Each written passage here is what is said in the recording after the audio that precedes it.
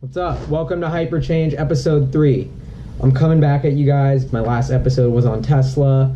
I sold my stock in the company. I don't know, there's a lot to think about it. So I'm back in, totally changed my mind, did a 180, flipped. I want to tell you guys why. First of all, the goal of HyperChange is to educate and inspire the millennial generation and get them more interested in investing. So when I'm coming to you about Tesla and I'm telling you I sold, I'm telling you I bought, this isn't a recommendation to buy or sell stocks. I'm not a financial advisor. I'm not an expert. I'm already losing money on the Tesla stock I bought at $203 a share. So I don't really know what I'm doing. The point of this is to make a vlog to help you guys try and understand my thought process, and maybe you can learn a little bit about the investment decisions I'm making, and it'll help you think through your portfolio. This is an educational show. Let's get to the chase. Tesla was founded in 2003 with the goal of accelerating the advent of sustainable transport. That meant bringing to market a mass market electric car. So to do that, they started with a high-end Tesla Roadster, which they sold a couple thousand of, used that money to raise more capital, prove the business model, and fund the Model S, which is now the best-selling luxury sedan in the US. You see it everywhere. Then the third piece of that level of that plan was to release a car called the Model 3, which was going to be widely released, widely available, $35,000 price point. Everyone seems to have forgotten in context how big this plan is. The Model 3 is Tesla's pièce de résistance. This is the reason they founded the company. This is going to be the product, the first real catalyst to electrifying the grid and to electrifying transport. So this is a huge, monumentous occasion in Tesla's history. We're less than 12 months away from the Model 3 actually being sold. They already have 400,000 pre-orders. I kind of got wrapped up in the Wall Street, let's call it herd mentality, and also fell a victim to something I call the stagnation fallacy, which is a term I made up for a lot of Tesla skeptics when I was long. And so an example of that is, let's say you're going to tell me that switching to an electric car actually increases my pollution because instead of burning diesel, I'm plugging it into some coal plant on the grid. Sure, but the grid is electrifying and increasingly becoming solar. So the stagnation fallacy is that electric vehicles are polluting more than gasoline vehicles if the grid is coal. So you're assuming that the grid will be stagnant and always be coal forever. Of course that's not the case. It's going to go solar, and then it's a no-brainer in terms of emissions that electric cars are way better than diesel or gas. I'm using those interchangeably. Stagnation fallacy. How did I get into it? I was looking at the debt they were taking on from Solar City. I was looking at the current financials of the auto business and extrapolating that and thinking, wow, this is going to put a huge amount of stress on the company. This amount of debt is something they're not going to be able to handle with their current cash flow. Their revenue's not showing growth. Well, I was wrong.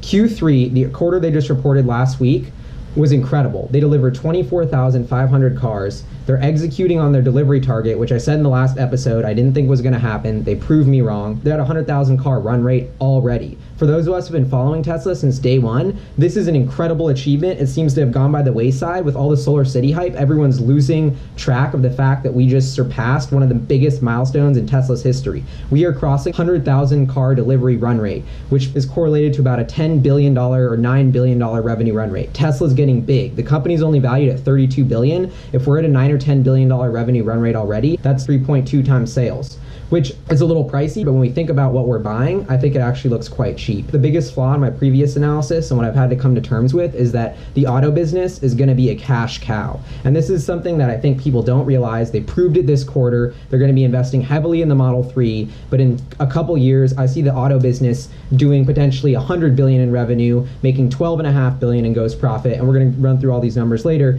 But on that scale, I see a company that can easily pay off a couple billion in debt from Solar City. Even if that business is unprofitable for a while, the amount of cash flow that they're going to get from their automotive business is going to be plenty to fund that. And if you think about the future in a broader sense, electric cars, solar panels on roofs, and batteries in the home is the future of energy, it's the future of transportation.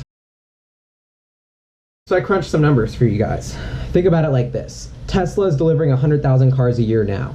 I think that'll scale to about 900,000 by 2020. It sounds far away, but I'm investing in this, let's call it a 3-year time horizon. So we're at the end of 2016, in 3 years, it's going to be the end of 2019. We're going to be looking forward and projecting with a lot more granularity their 2020 results, and that's why there'll be a lot more into play. So if I'm looking to hold this for a 3-year investment, ideally way longer, then I want to see kind of what financials, what company am I buying in 3 years? And this is part of the stagnation fallacy that I missed before is projecting what was going to happen to Tesla's business model and how that fundamental shift in their profitability was going to make it way easier to pay the debt that they have. Or to put into context what I think the Model 3 can do, let's look at what the Model S has done. In the luxury sedan market in the US, the Model S has taken it by storm. They're outselling BMW, Mercedes, Lexus. They're the leading top-selling luxury sedan. And in my Seeking Alpha article that I'm going to publish and link to, should be out Monday morning, you'll see all this data and charts. But anyway, it's in Tesla's Q4 2015 shareholder letter. They detail this market share gains. The Model S continues to gain market share. They had 26% of the luxury sedan market at the end of 2015. They're already up to 32%. This continues to climb. They're the runaway leader. The gap is widening. And this is like a very Apple-esque thing to happen, where they just continue taking market share. They won't stop, and they're becoming more and more dominant in that category. That happens, say SUVs with the Model X, then we could see sales triple. But that's a conversation for another time. I want to extrapolate market share of the Model 3. So let's run these numbers. BMW, Mercedes, for example, of their 3 Series and C-Class are selling about 100,000 cars in the US alone per year. Tesla is going to dwarf that with the Model 3 if we assume the market share extrapolation holds with the Model S. Let's just simplify.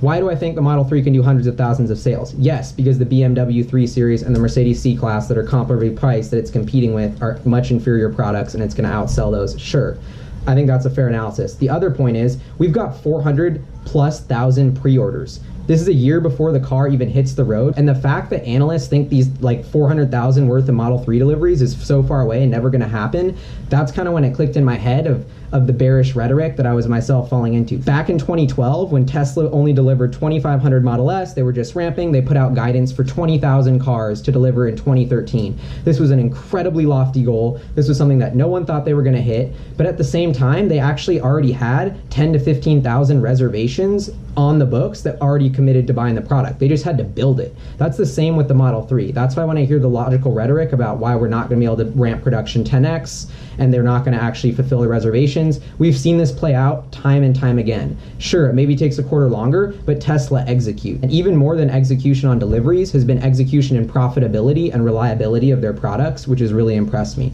The Model S, the Model X are continuing to improve in reliability. Consumers Report is mentioning this. The production of the Model X, which is something that we're having a ton of problems with, they've mastered. They delivered over 8,000 last quarter. Their gross margins were stellar at 25%, excluding the ZEV credits. The auto business is already running at a $500 million gross profit per quarter run rate based on those Q3 numbers they just put out. I think that's going to grow exponentially given the Model S, Model X, and Model 3 are all super growth drivers. So we already have a business that's at a $2.5 billion gross profit run rate. If Tesla's market cap's about 35 billion, that's a 12x ratio of gross profit to market cap, which isn't really that out of the ballpark and is in line with a lot of other leading tech companies with way lower growth profiles. When I look at this price sales comp or a price gross profit comp based on the current run rate, Tesla stock is actually looking really cheap. Building on the car business is this idea of the Tesla network, what they've let slip in some of their disclaimers. When you buy a car with self-driving car hardware, you won't be able to rent it out on Lyft or Uber. This is kind of what their language is insinuating. They want to have something called the Tesla network, which is a word that they came up with, which will be very similar. So to help offset the cost of an ownership of a Tesla, you will be renting it out part of the time. Why is this a huge deal? First of all, Uber's valued at about 60 billion, almost double Tesla, and all they have is the software for this network. So if Tesla releases a network, and you can imagine how exciting of a revenue stream that becomes. Even bigger than that, I think it shows who has the ownership and dominance of the auto sector right now. If Tesla can make a move like this because they control the best hardware, then they can almost cut out Uber and Lyft instantly. Imagine a future where you have an option to pick up an Uber or to do a Tesla rideshare. The Tesla one is not only green and sustainable, but every time an Uber shows up, it's going to be in a gasoline car. They're never going to have the Tesla. It's just going to be apples and oranges. No one's going to want Uber. It's going to lose that premium mentality. It's going to lose their highest paying customers. They're all going to go to the Tesla network because they want to be sustainable. They want to be in the coolest car. And if they lock Uber out of having all the cool cars, then I don't see how Uber's business model works. That kind of fundamental shift really shows you who has the power when they create the hardware.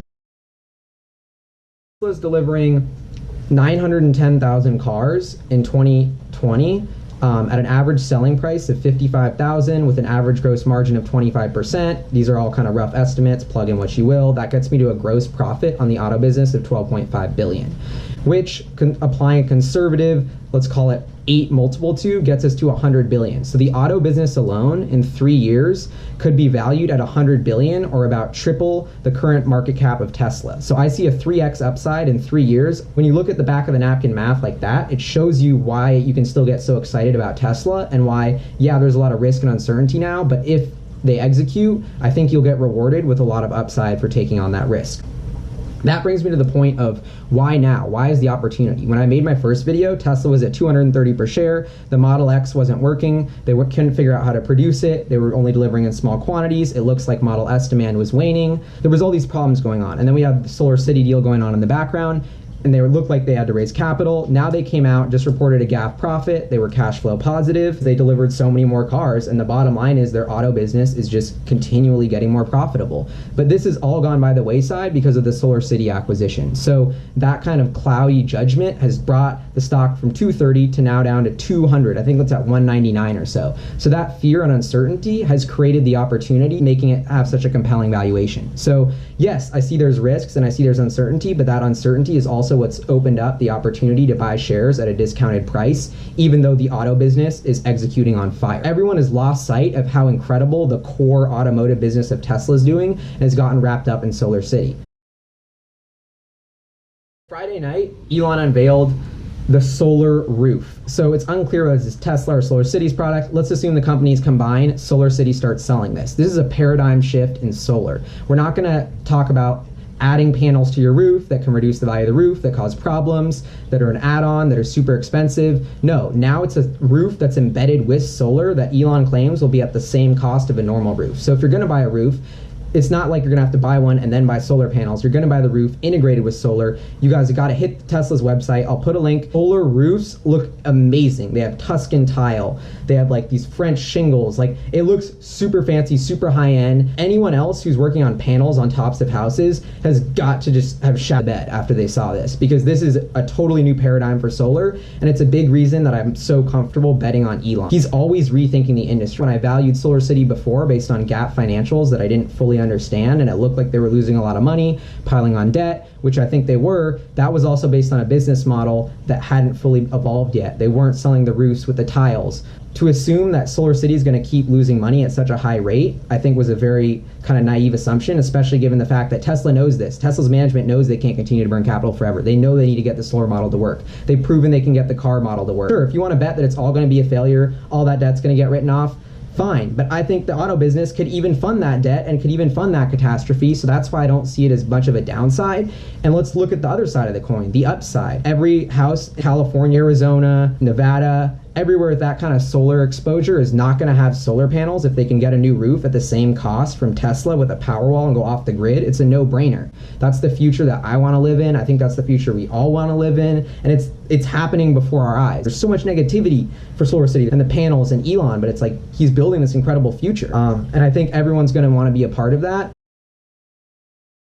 I told you the car business I think can be worth 100 billion in 3 years.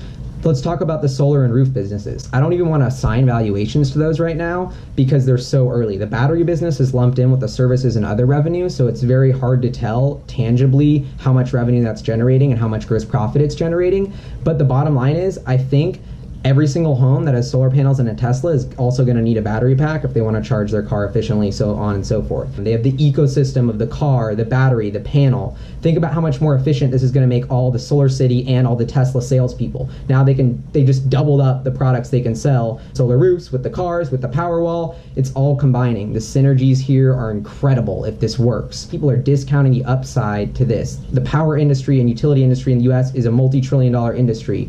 Tesla's coming at this with full speed ahead.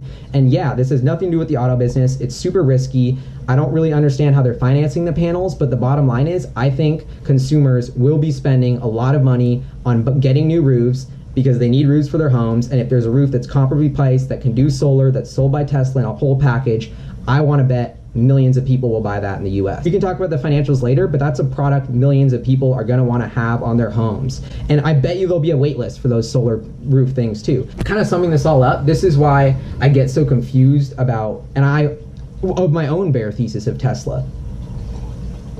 Peter Lynch is one of my favorite kind of like investing thought leaders to look up to. He has an incredible speech called How to Make Money in the Stock Market that simplifies everything and explains how you should invest in products that you use every day. And so I'm going to put that link in the description as well. That kind of framework is really the backbone of my thinking in Tesla. In the future of the US, it's a no-brainer to me that we're going to go electric. 20 years from now, and you think about what 2016 looked like and where we're at in this moment in time, we're 12 months away from Tesla dropping their lower priced car. The Model S is shattering market share in the luxury sedan market. The Model X is racing behind in the SUVs market. Tesla just hit 100,000 in sales, crossed the 10 billion revenue mark. They just acquired Solar City, the rooftop tile product unveiling. They are at the cutting edge. They are leading this. I think 10% of Americans is going to be on this electric vehicle solar wave with batteries in the next 5 years, maybe more.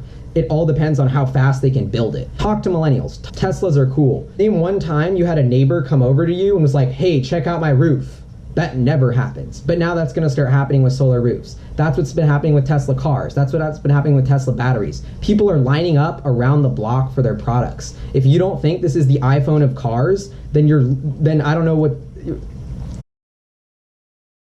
So this is the fanboy in me coming out, but the biggest underestimation is how incredible Elon Musk is and the genius of the capital markets in allowing someone like me or someone like you who is broke, who can only scrounge up $199. As normal citizens, we have the opportunity to invest our capital with someone as radically disruptive and exciting as Elon Musk. That is like the best kept secret. It's wide open. These are public companies. He's taken people to Mars on SpaceX. He's doing things NASA can't do. This guy is incredible. So being able to put my capital with someone like that, genius isn't on the balance sheet. The people he hired, the brand he's built, none of that's on the balance sheet. You're not going to see that in the financial statements. These are the intangible assets that are setting Tesla apart from every other automaker. This is an owner, operator, founder story. He owns a huge chunk of the company. He's operating it. He founded it. He is driven beyond money to make this company change the world. That is something that no other automakers can say, and that is a competitive advantage that Tesla's going to have. If you're going to bet on one person to change the world, how would that not be Elon Musk? Who's denying Elon Musk? Who are the analysts telling him he can't do this? What have they done? Who are the car company executives getting paid with mega stock options? They're risk adverse. They're incentivized not to change the world, to keep things the way they are, to keep selling gasoline cars, to keep their dominant market share. They're a bet that everything will stay the same.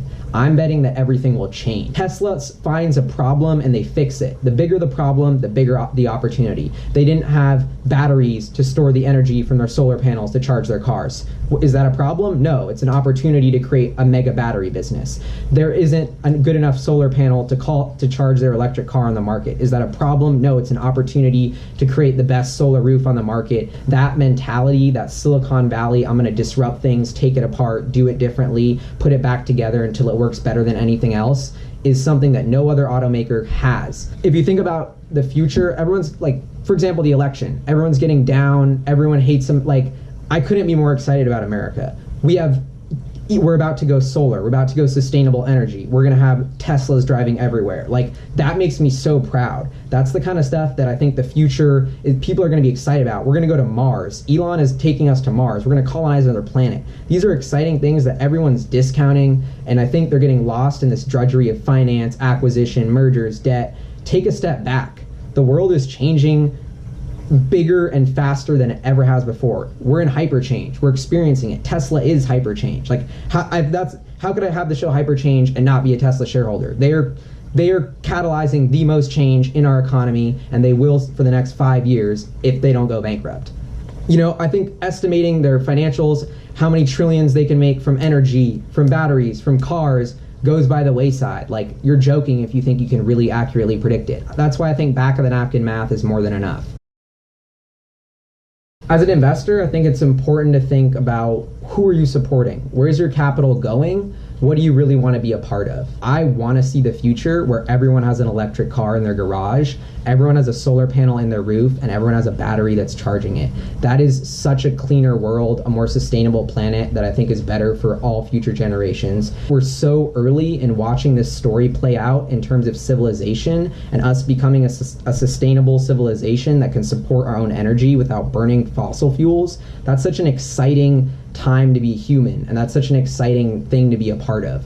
And so that's why I'm invested in Tesla, and it's such an early stage in that shift. I think quantifying it based on quarterly earnings, based on what revenue they're making now, based on the financials of Solar City 3 years ago, is looking in the rearview mirror. You got to trade looking ahead. What's the future look like? I walk down First Avenue in New York City, I see a couple Model S's a day, maybe. Every other car, 99% of cars aren't electric. Every single cab is burning gas. I don't think that's the future that I'm going to see in 5 years. When that happens, I think Tesla is going to be a huge company. They're going to be on Amazon, Apple, Google scale, several hundred billion market cap. You can already see them putting in the steps in place to get there. They have the products, Model 3, they have the demand, 400,000 with the solar roof product and the battery product, which are going to come together in that ecosystem. It's all coming together, and the financials as of Q3 are finally backing up the story. That is the most important part. They paid down debt, their cash balance was almost flat, they had an operating profit from their auto business at 100,000 car run rate while they're investing at a breakneck pace in all kinds of other things. To sum it up, I couldn't stomach not owning Tesla stock with the iPhone moment of the auto industry less than 12 months away. The Model 3, when that comes out, the paradigm will change. That will be the first real shift where electric cars go from an ultra small niche to the clearly dominant trend. Tesla against every other auto company, they're all years behind. They're still not even really trying to catch up. Most of them are in denial. We are about to hit the most exciting point of Tesla's growth curve. We're gonna go from the 100,000 units per year delivered to several million in the next decade. And that exponential growth curve is not something I wanna miss as an investor or as a human who is living during this incredibly exciting time in technology transforming our transportation system. It's very rare that you get to make an investment where you feel this good about it and you're so aligned with what the company is doing. People need to be more proud of what they invest in. I think people should be talking about what stocks they own. They should be telling their friends. You should be excited about that. Be happy to be a part of that mission.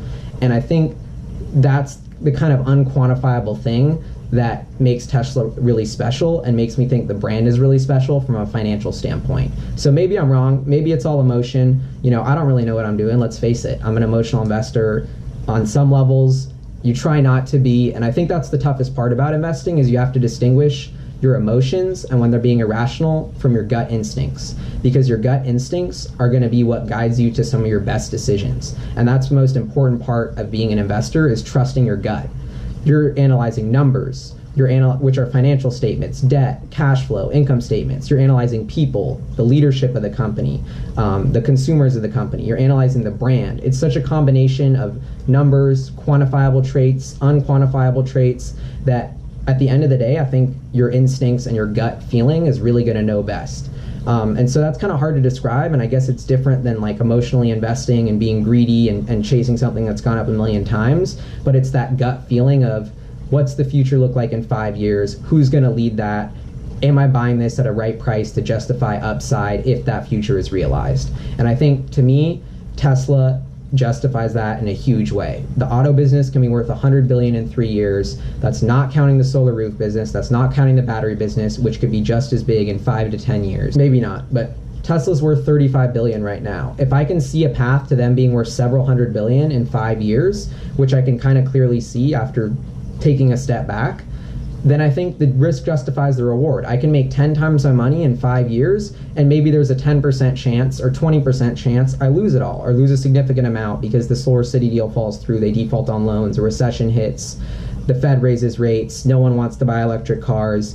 That could all happen, and that's a risk that I'm willing to take, but I think the upside of execution and how close they are to that execution is something I'm not going to give up.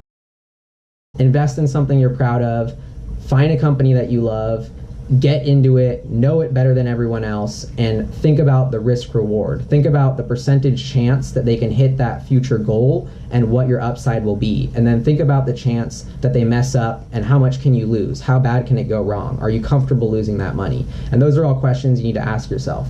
If I lose every dime I invested in Tesla, so be it.